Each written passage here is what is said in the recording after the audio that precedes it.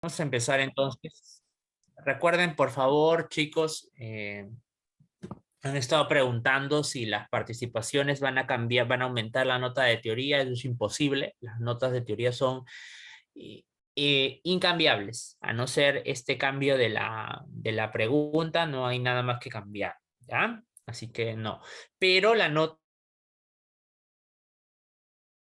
va al final del promedio, al final en parte de sus promedios como actitudinal se le va a poner una nota y esa parte de esa nota aumenta lo que es las participaciones. Por otro lado, hay grupos que solamente una sola persona o dos como máximo han estado participando. A esas personas a las que más de tres veces seguidas solamente una persona ha estado participando prácticamente ya hasta 5 o 7 veces solamente una sola persona, a esa persona únicamente se le está yendo el puntaje, a los demás no, porque los demás se Una consulta, supone que profesor. también tienen boca, pero además no hablan. Cuando uno pregunta, quedan callados.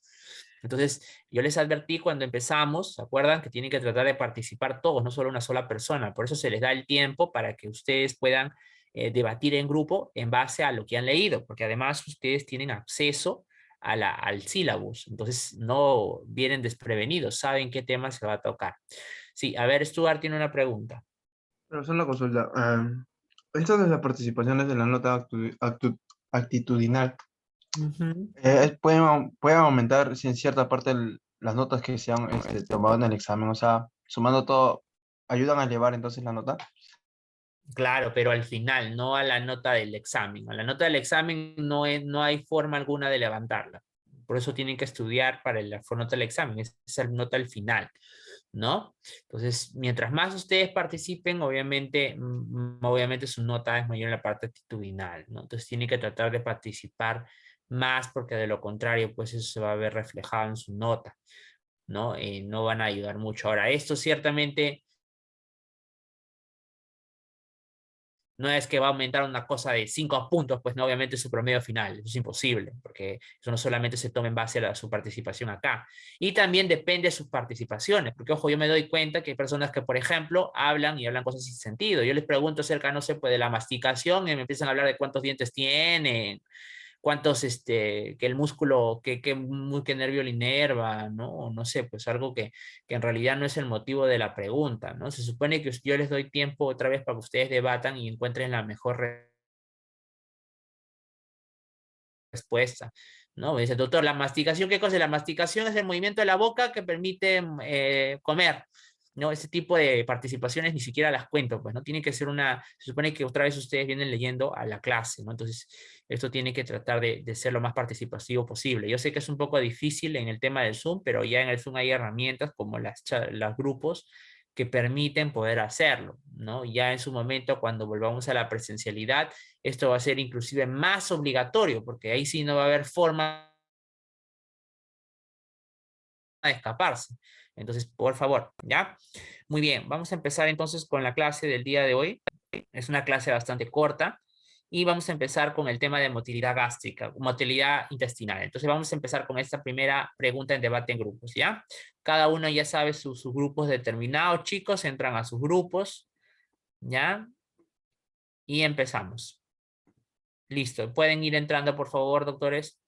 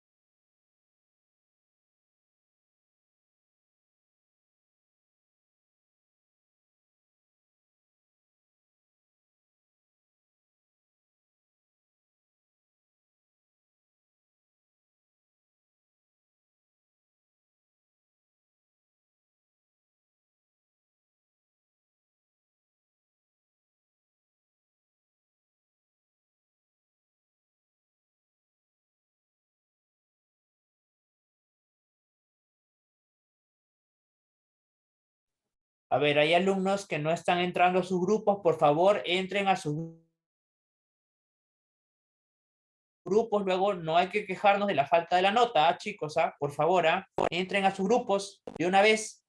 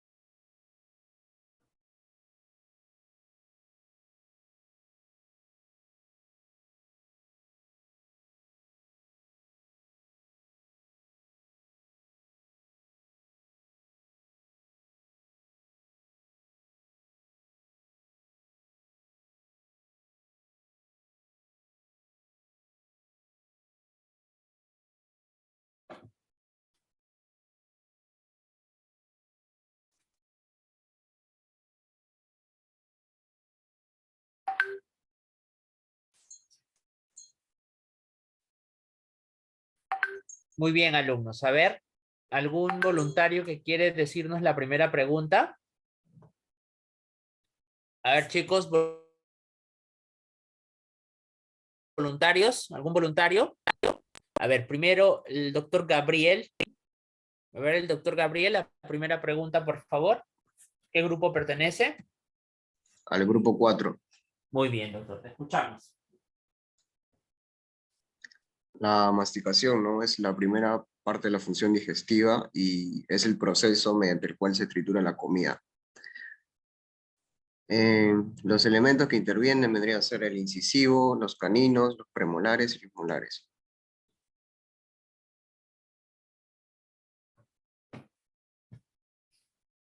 Ya, ¿alguna otra intervención? A ver, la doctora Bazán. Sí, bueno, aparte de los elementos que ya ha mencionado mi compañero que interviene, también están los músculos masticadores, bueno, la mandíbula, por supuesto los dientes, inervando a los músculos el quinto par craneal, y este proceso de masticación se da gracias a los estímulos que se dan a nivel del tronco encefálico. Ya, correcto. A ver, la masticación es un proceso voluntario, ¿ya? En la cual se utilizan pues los dientes y los músculos de la boca, que son básicamente el músculo temporal, el macetero interno, más conocido como pterigoideo interno, para pues hacer dos cosas. Uno, la mezcla de las enzimas con el alimento y la trituración del alimento. Porque al triturar el alimento yo me aseguro de que una mayor superficie de alimento esté disponible a acción hacia las enzimas gastrointestinales, ¿no? Y para ello pues me hago herramienta de elementos como los dientes, es decir, los molares y los incisivos básicamente, porque permiten la trituración y la acción de corte de estas, sobre todo en el caso de las proteínas, ¿no? Bien, la segunda pregunta es, explique usted qué es la deglución y cuáles son las fases de la deglución. A ver, ahí vamos a ver la doctora Naomi Rodríguez.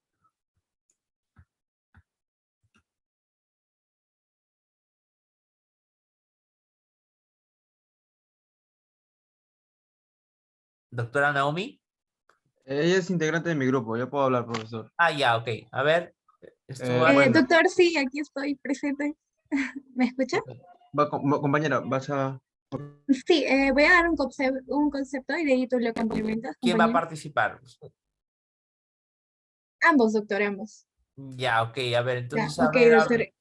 Sí, bueno, si hablamos sobre la deglución, doctor, podemos decir que mayormente este es un acto más complejo porque vemos de que este incluye un depósito, la cual se deposita el alimento en la boca y esto mayormente tiene las fases orales. En estas hay fases, ¿verdad? Una de ellas es la fase voluntaria, también es la faringia de la deglución y también hasta que va al bolo alimentario para pasarlo al esófago. ya, ok, correcto. A ver, Ok, bueno, ¿quién dando más va a complementar el otro Stuart? A ver. un poco más entrando al detalle. Claro, la fase de la deglución se puede dividir en tres fases, ¿no? Como la compañera nos estaba comentando, ¿no? La fase oral, en la cual consiste en una fase de preparación del bolo. En esta fase es una fase anticipatoria, ¿no? Donde básicamente eh, se activan las glándulas salivales y gástricas, ¿no? Provocando esta saciedad, ¿no? Luego, en esa misma fase, su transporte de masticación, donde producen la propulsión del bolo hasta el istmo de las fauces. Luego sigue la fase faringia, pero de manera de un control involuntario. Es donde se activa el reflejo deglutorio, ¿no? También en esa fase se puede presentar, como le comentaba, el músculo constrictor superior de la faringe, que evita la regurgitación. Acá se puede encontrar también lo que es la peristalsis, o sea, vendría a ser la contracción ya, faríngea para que pueda permitir llevar el bolo hacia la hipofaringe, ¿no? O la parte más baja de la faringe. Y luego la excursión laringea, ¿no? Más el cierre de los esfínteres laringeos. Luego continuamos con la fase esofágica y de control involuntario, donde se hace la apertura del esfínter esofágico superior y también ocurre la contracción esofágica o peristaltismo, ¿no? Y ahí empezamos ya con la relajación, ¿no? Donde producen movimientos de contracción para conducir el bolo al esófago y, bueno, por último, la relajación del esfínter esofágico inferior. Eso sería todo, profesor. Ya, ok. Entonces, miren, la deglución es básicamente, es un proceso en el cual lo que yo intento es que el alimento pase desde la boca o desde la cavidad oral hasta finalmente el estómago, ¿no? Y tiene una fase voluntaria y una fase involuntaria que involucra la fase voluntaria a la misma boca y la fase involuntaria desde la faringe hasta el esófago, ¿no? Hasta finalmente el estómago. Entonces, esta tiene 3 fases. La fase voluntaria, que es la que ustedes han mencionado, que como principal, y eso es algo que no lo he mencionado mucho, tiene como principal característica que la lengua hace el bolo alimenticio, lo empuja hacia el paladar blando, ¿no? Y eso es importante mencionarlo porque es ese estímulo que se genera al tocar el paladar blando el que además gatilla finalmente el reflejo deglutorio, ¿no? Que involucra las demás fases de la deglución. Entonces, a ver, la siguiente es la fase deglutoria de la faringia, que es una fase ya involuntaria, y que empieza justamente por los estímulos epiteliales dados en el paladar. Entonces, ahí hay una serie de músculos que se comprimen que parcialmente lo han mencionado. A ver, el doctor Franklin, a ver, menciónenos cuáles son exactamente los pasos que involucran la fase faríngea de la deglución. Ok, buenas tardes, doctor. ¿Me escucha? Sí, lo escucho. Hola. Ok. Recordemos que la fase faringea es algo involuntario, ¿no? Entonces, al momento de elevación del paladar blando, entonces eso va apertura mayormente al cierre laringeo, una propulsión de los alimentos por la lengua al momento de formar el bolo alimenticio y una contracción del faringeo. Eso es. Ya, a ver, algún otro. A ver, la autora Valdés. Bueno, doctor, muy buenas tardes. Bueno, en la fase faringea normalmente, doctor, se va a evidenciar lo que es un cierre velofaringeo. También va a ver lo que es un cierre laringeo. Inclusive también se va a observar lo que es un desplazamiento anterior de la laringe para proteger la tráquea. Y lo más importante, también va a haber un peristaltismo faringeo y la relajación del esfínter esofágico superior para permitir que el bolo pase a la faringe al esófago. Ya, a ver, Stuart tiene otra observación. Acá en la fase faringea ¿No? ocurre, como usted lo estaba comentando, la elevación del paladar blando, ocurriendo así el movimiento del bolo alimenticio hacia la zona faríngea, ¿no? Donde el músculo constrictor superior de la faringe evita la regurgitación. Luego, en esta fase, pasando, se ocurre una peristalsis, ¿no? Una contracción, un movimiento de la faringe que va a permitir llevar el bolo alimenticio hacia la hipofaringe, conllevando así hacia el esófago, ¿no? Luego sigue si no me equivoco, puede ser el cierre de los esfínteres laringeos, donde están el epiglotis, y luego, bueno, eso sería hasta ahí todo, profesor. No. Ya, a ver, miren, los pasos que suceden en la fase faringea, no faringea, faringea, ya son los siguientes. Primero, el paladar blando se eleva, que eso es prácticamente el último paso de la asociación bucal, de la fase bucal, ¿Y por qué se eleva? Porque al elevarse, tapa las coanas. Las coanas es la apertura que hay entre la fosa nasal, ya, las fosas nasales, y la fosa bucal. Entonces tapa y eso impide el reflujo del alimento desde la boca hacia la nariz. ¿Alguna vez no les ha pasado que a veces el alimento ha terminado en la nariz, un arroz de repente, ¿no? Y la razón es esa, porque las coanas se están comunicando. Entonces, para evitar eso, el paladar sube y angosta ese tracto. Muy bien. Además, el segundo paso es que los pliegues palatofaringeos se unen entre ellos en la línea media y forman una hendidura en la zona medial que hace que el alimento deba de pasar directamente a la faringe hacia la parte más posterior. O sea, evitan de que roce o que tenga que tener mucho contacto con la laringe.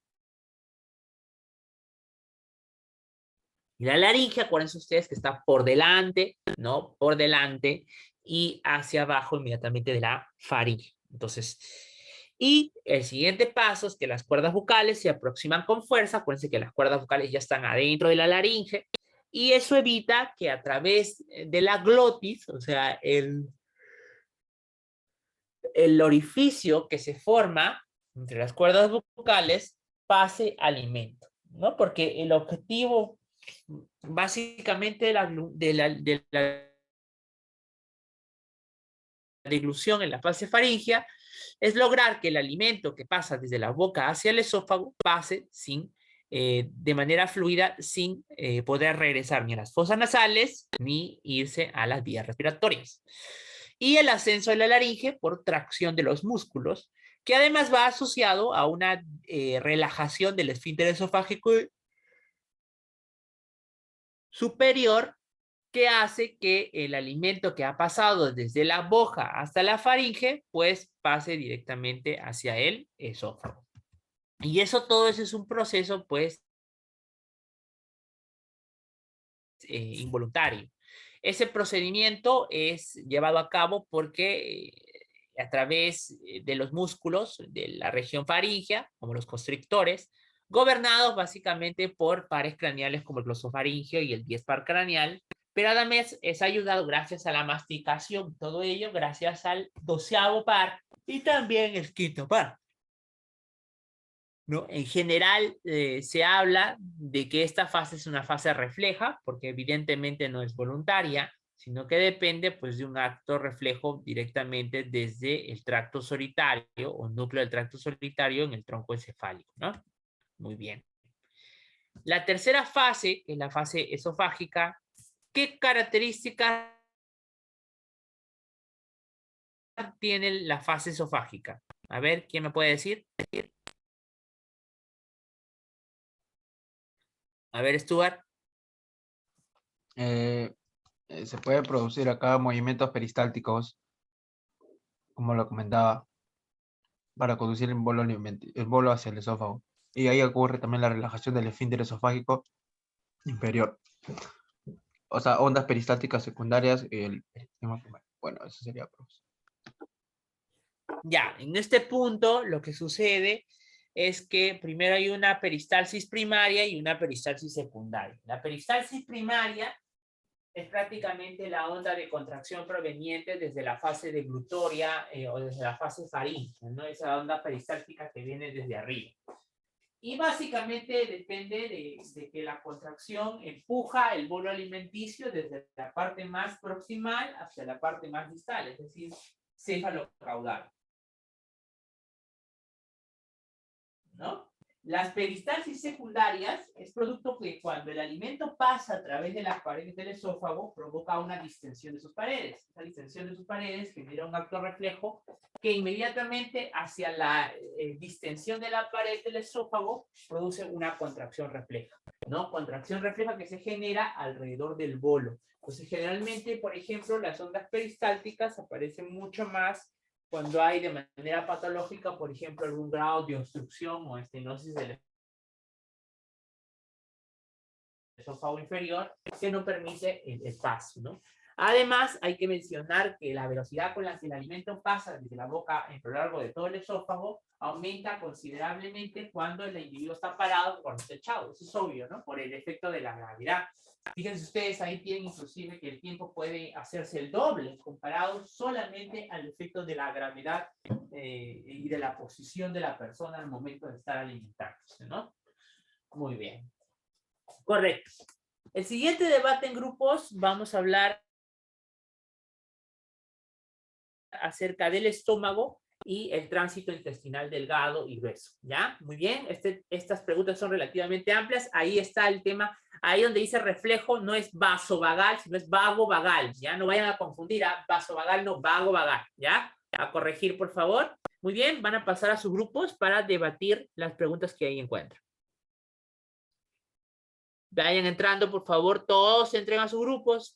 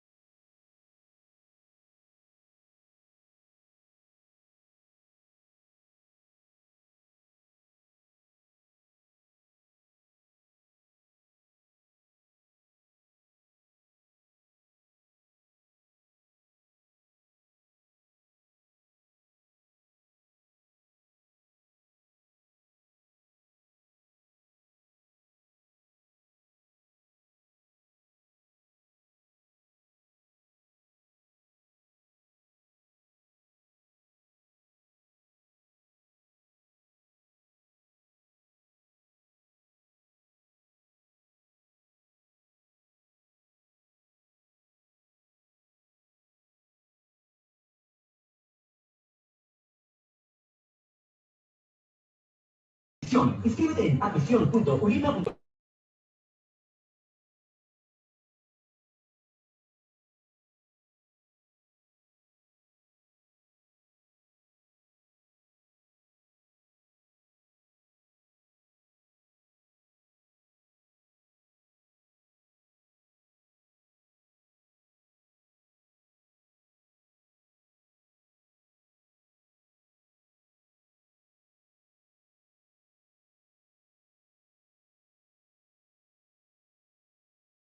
Muy bien, correcto. Vamos a empezar entonces a contestar.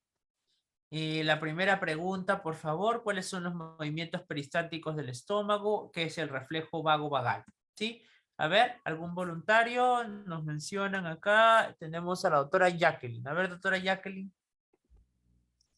Buenas tardes. Los movimientos peristálticos se definen mayormente con una serie de contracciones musculares de forma ondulatoria, en la cual esta traslada los alimentos a diferentes estaciones, hablando del estómago netamente, porque hay movimientos peristálticos en otras partes, que ahí se van a desglosar más adelante, y se van a trasladar los alimentos a diferentes partes para el procesamiento del tracto digestivo.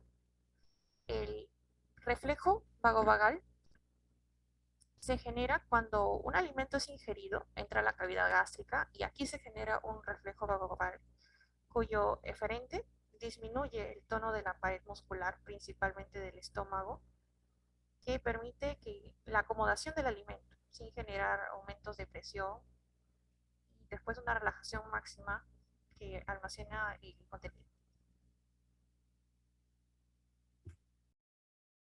Muy bien. Entonces, a ver, en cuanto a los movimientos peristálticos del estómago, hay que decir que para empezar, empiezan en la parte superior media del estómago, ¿no? Y generalmente son ondas lentas, débiles, son ondas de mezcla, ¿no? Y estas ondas lentas aparecen prácticamente de manera espontánea, progresivamente, como les decía, de manera proximal a distal. Y lo que buscan es movilizar el alimento desde la región del cardias hasta finalmente el antro.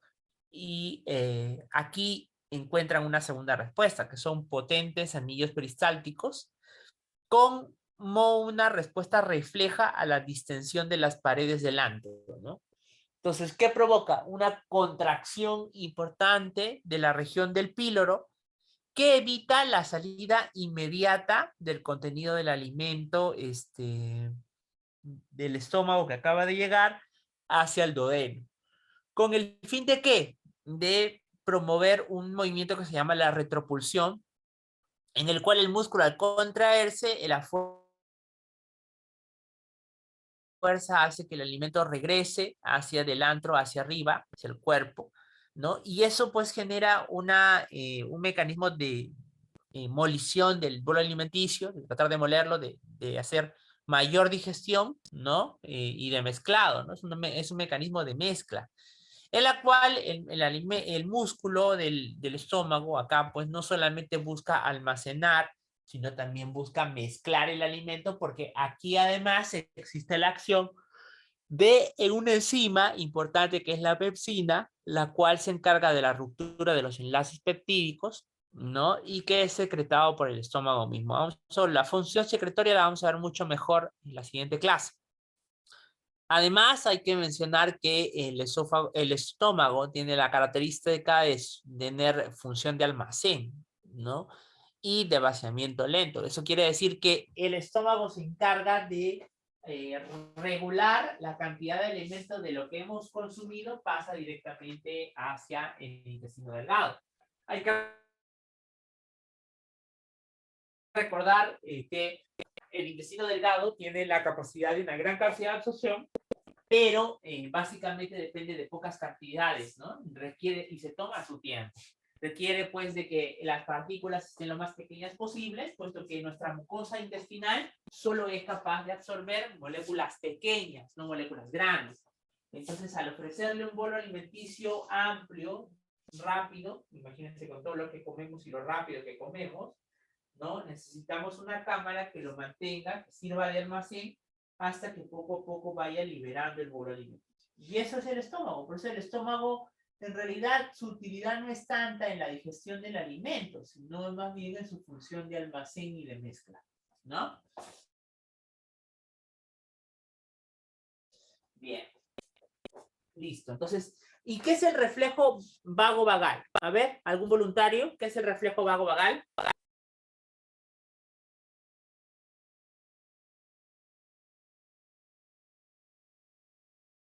A ver, el grupo 5. Grupo 5.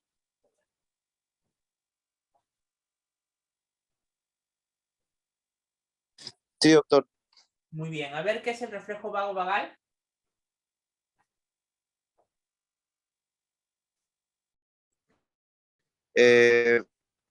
Vendría a ser la parte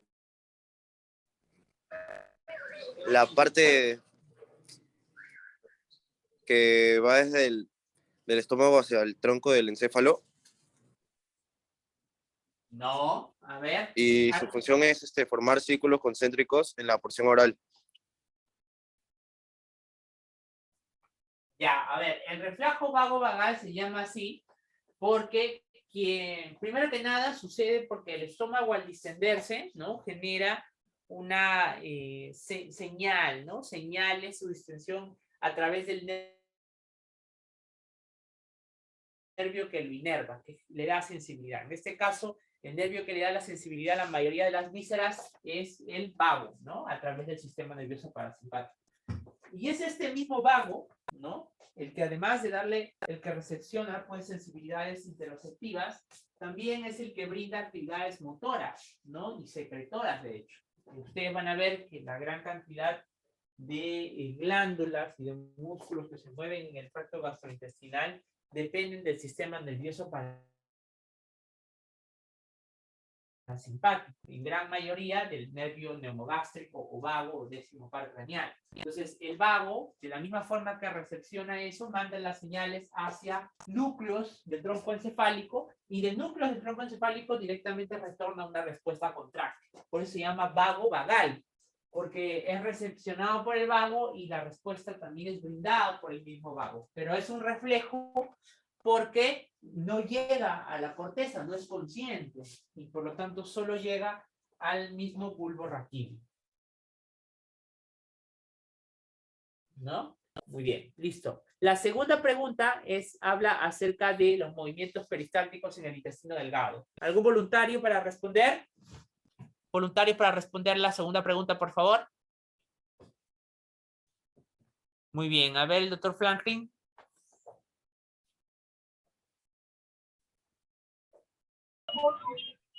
Sí, doctor, ¿me escucha? Sí.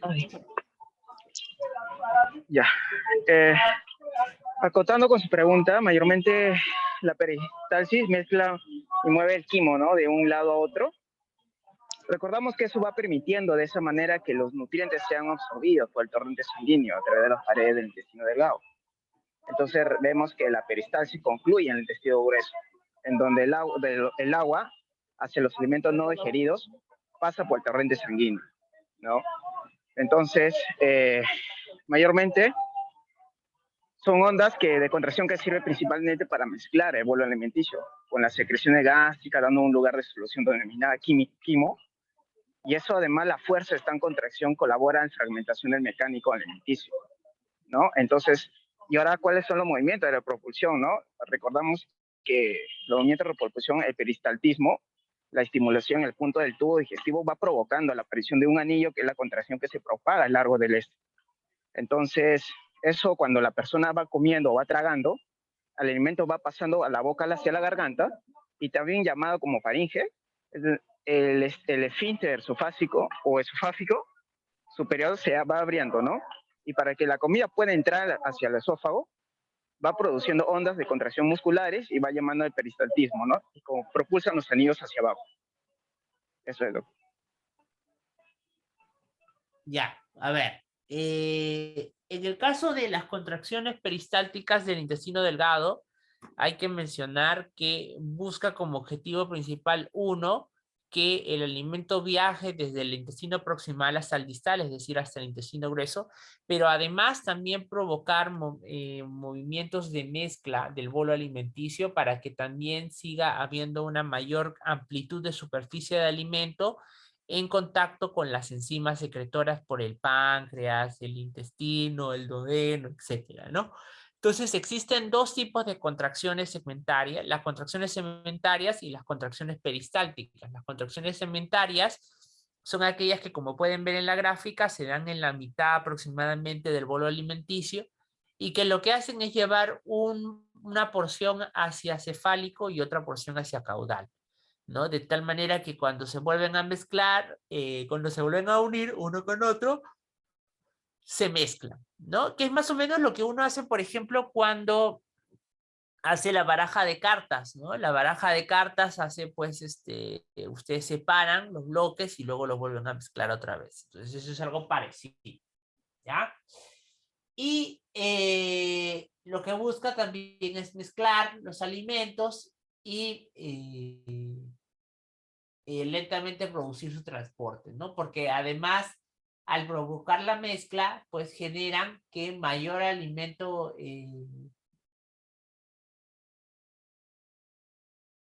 por ejemplo, alimento pase hacia el tracto más distal, ¿no? La segunda fase de las ondas son las ondas contracciones peristálticas, que son ondas que, a diferencia de las primeras, se caracterizan por contraerse antes del bolo alimenticio, de tal manera que al contraerse promueven más su transporte desde la parte más proximal hacia la parte más distal, ¿no? O sea, movilizan el bolo alimenticio de un lugar a otro. Para hablar un poco acerca de la motilidad del intestino delgado, hay que mencionar acerca de que, en realidad, primero que nada, el intestino en general, el tracto gastrointestinal, tiene una estructura más o menos esquemática similar entre todas, ¿no? Eso ustedes lo van a ver mejor cuando hagan histología. Van a ver que tiene una mucosa, una mucolar,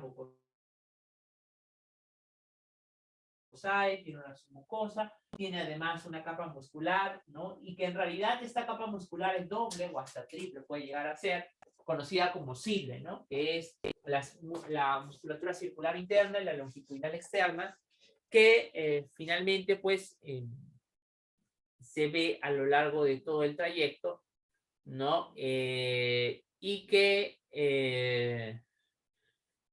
pues al promover las contracciones genera todo lo que es el movimiento del bolo alimenticio. Ahora, en el caso del intestino grueso, hay que recordar que tiene particularidades. Como pueden ver allí, tiene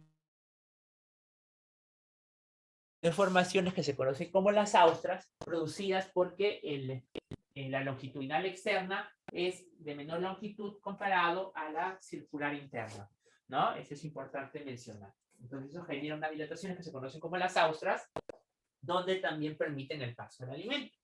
Además hay que mencionar que tienen contracciones del tipo segmentarias y tipos de movimiento en basa que promueven las funciones del tracto gastrointestinal. Hay que recordar que el intestino grueso se caracteriza porque la primera porción se encarga de la absorción amplia del agua, ¿no? Y la segunda porción básicamente tiene una función secretora para formar lo que son las heces, y estas pueden salir con una mucosidad que permite su salida rápidamente, ¿no? Y para finalizar, una última parte que habla acerca de cómo es y qué consiste el proceso de la defecación. A ver, ¿algún voluntario que quiere mencionar cómo es y en qué consiste el proceso de la defecación? Muy bien. Primero, a ver, la doctora Velázquez. Bueno, doctor, la defecación es un mecanismo reflejo que permite la evacuación de las heces. Aunque su mecanismo reflejo, su inicio de concentración puede ser modificado de forma voluntaria. Las heces salen del cuerpo a través del recto y del ano. También la evacuación de las heces es el último paso de la comida en el camino por el tracto digestivo.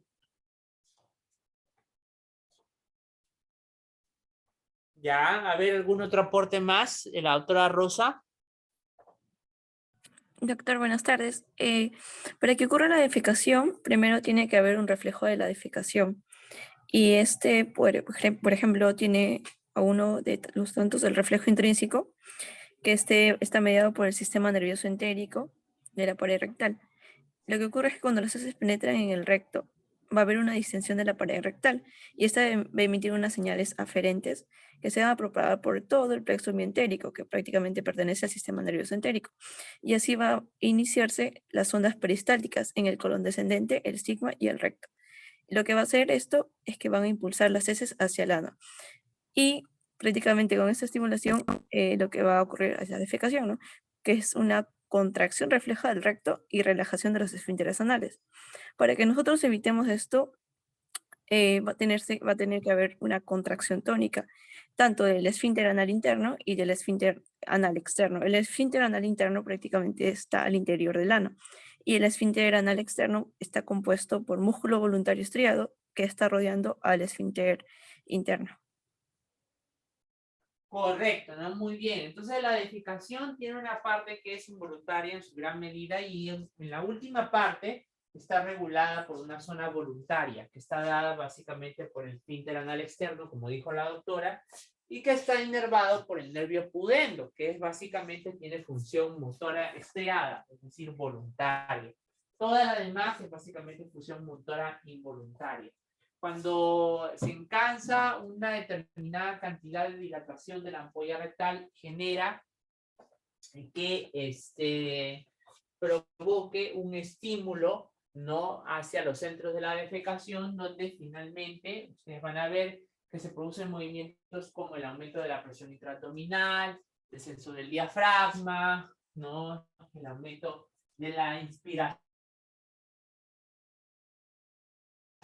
etcétera, que lo que hacen es promover la salida de la materia fecal.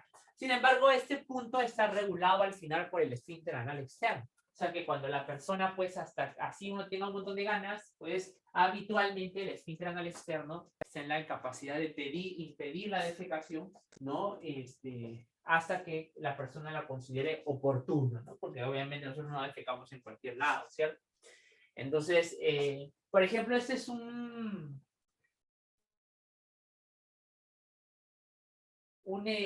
de las pérdidas que se tiene en una convulsión o, por ejemplo, en la parada cardiorrespiratoria, ¿no?, donde hay pues ya pérdida de la tonicidad de la mayoría de los músculos, y una de las cosas que suele pasar a veces es la defecación, ¿no?, durante la parada cardíaca, porque se pierde totalmente la tonalidad del esfínter anal externo, que genera pues la pérdida de las heces, ¿no? Entonces, eso es algo que a veces suele pasar, sobre todo en contextos de parada cardíaca, ¿no? Y muy rara vez en la convulsión, por ejemplo, ¿no? Muy bien, chicos, entonces hasta aquí nos vamos a quedar el día de hoy. La próxima clase vamos a hacer lo que con respecto a secreción del tracto gastrointestinal, ¿ya? Y las funciones hormonales, pero además vamos a ver también lo que con respecto a poco acerca del sistema inmunitario. En teoría también toca lo que es absorción. Sin embargo, ustedes tienen por recuperar una clase del día jueves teórico. Entonces, tienen que coordinar con su docente que les toca el día jueves, que me parece que es la doctora Junes, ¿no?, para que puedan recuperar esa clase del día jueves, que además debería de pertenecer al área de absorción de los alimentos en el caso del intestino, ¿no? Eso es básicamente.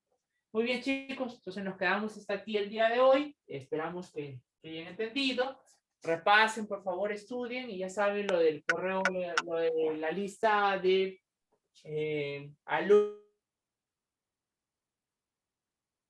que han respondido la pregunta para poder hacer la corrección debida en el examen. ¿Sí? Muy bien, muchas gracias. Doctor, en su curso el día 14 todos tenemos falta, doctor. ¿Eso nos va a considerar para poder recuperar la clase, doctor? ¿El día 14? Sí, el 14 del presente mes, yo figuro falta, doctor. Pero 14 no, ustedes no tienen teoría conmigo los jueves. Ya. Yo solo puedo poner asistencia los días que les toca conmigo. Recuerden que conmigo solo le toca los martes, por lo tanto conmigo no han tenido el día jueves. ¿Sí? Tienen que, por eso otra vez les repito, tienen que coordinar con la autora Junes, que es la que ve los de los días jueves, para recuperar la de la semana pasada. ¿Sí? Ok, Muy doctor. bien. ¿Tiene alguna otra pregunta?